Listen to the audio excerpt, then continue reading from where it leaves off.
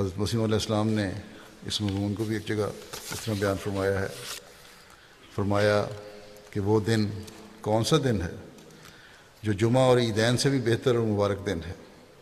میں تمہیں بتاتا ہوں کہ وہ دن انسان کی توبہ کا دن ہے جو ان سب سے بہتر ہے اور ہر عید سے بڑھ کر ہے۔ کیوں؟ اس لیے کہ اس دن وہ بد اعمال نامہ جو انسان کو جہنم کے قریب کرتا جاتا ہے اور اندر ہی اندر غضب الہی کے نیچے اسے لا رہا تھا، دھو دیا جاتا ہے اور اس کے گناہ معاف کر دیے جاتے ہیں۔ حقیقت میں اس سے بڑھ کر انسان کے لیے اور کون سا خوشی اور عید کا دن ہوگا جو اسے ابدی جہنم اور ابدی غضب الہی سے نجات دے دے۔ توبہ کرنے والا گناہ گار جو پہلے خدا تعالیٰ سے دور اور اس کے غضب کا نشانہ بنا ہوا تھا، اب اس کے فضل سے اس کے قریب ہوتا اور جہنم اور عذاب سے دور کیا جاتا ہے، جیسا کہ اللہ تعالیٰ نے فرمایا، ان اللہ یحب التوابین و یحب المتطہرین۔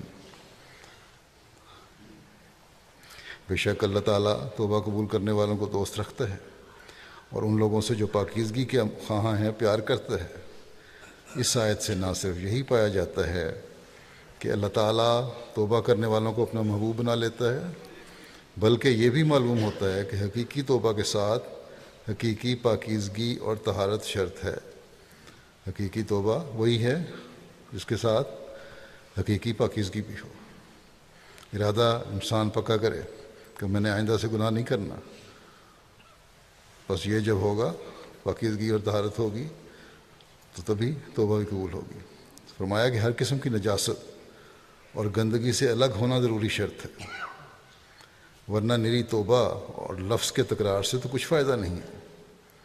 بس جو دن ایسا مبارک دن ہو کہ انسان اپنی بد کرتوتوں سے توبہ کرے اور اللہ تعالیٰ کے ساتھ سچا عہد صلح باندھ لے اور اس کے احکام کے لیے اپنا سر خم کر دے، تو کیا شک ہے کہ وہ اس عذاب سے جو پوشیدہ طور پر اس کے بد عملوں کی پاداش میں تیار ہو رہا تھا بچایا جاوے گا، اور اس طرح پر وہ چیز پا لیتا ہے جس کی گویا اسے توقع اور امید ہی نہ رہی تھی۔